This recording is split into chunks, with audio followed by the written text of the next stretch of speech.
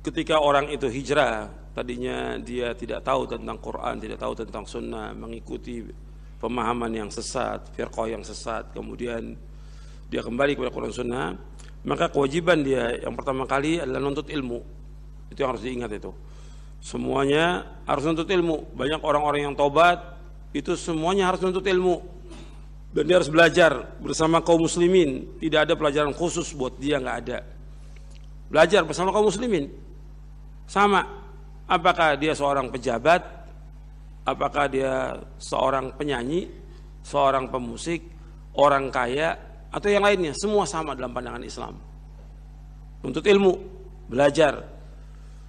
Yang dikaji, yang kedua adalah Al-Quran Sunnah. Kalau saya suruh belajar, ya belajar cari guru, ustadz yang mengajarkan Quran Sunnah menurut pemahaman salaf. Yang dikaji jelas bukunya, kitabnya jelas, dan ustadznya juga akidahnya jelas, manhaj jelas, itu kita ikut. Sekarang banyak dia tobat, dia kembali, tapi ustadznya nggak jelas. Sekali ustadz yang jelas, pelajari itu. Kemudian setelah dia pelajari itu ngaji, kemudian dia berusaha untuk mengamalkan dari apa yang diketahui, diamalkan. Kemudian yang ketiga, dia sibukkan dirinya dengan baca buku-buku yang bermanfaat. Karena ada buku ini syarah akidah yang kita pelajari ini, baca sampai tamat. Belum paham, ulangi lagi. Kalau dulu para ulama terdahulu kalau baca itu bukan sekali, nggak cukup sekali, sampai 2 kali, 3 kali. Bahkan orang bisa membaca itu sampai berulang-ulang sampai mereka hafal.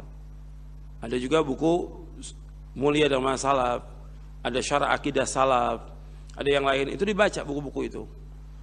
Jadi Qur'annya setiap hari dibaca, meskipun nggak dihafal, ya nggak ada masalah. Tetap dia baca Qur'an.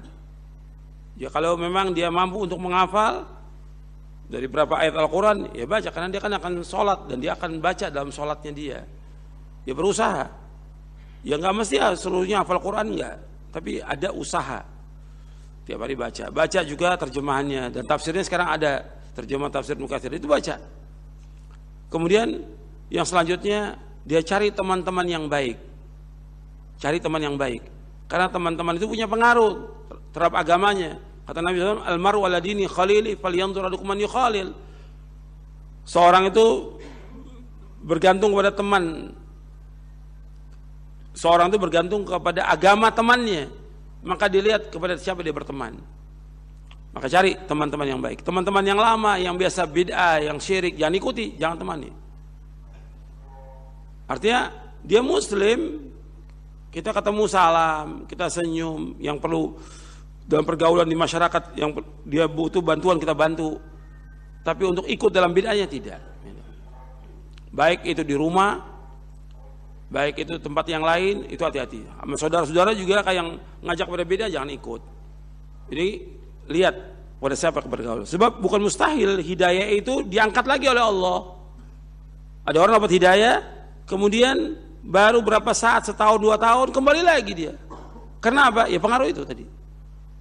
Pengaruh dari teman-teman yang jelek. Kemudian juga pengaruh dari setan yang menggoda dia. Yang selanjutnya lagi dia terus berdoa kepada Allah agar dia tetap istiqomah. Di antara doa yang paling baik, ya muqallibal qulub tsabbit qalbi ala dinik. Ya muqallibal qulub tsabbit qalbi ala dinik. Ya Allah yang membolak-balikkan hati, tetapkan hati agamamu. Itu terus berdoa dan terus kita mengamalkan amal-amal soleh sampai kita diwafatkan oleh Allah Taala.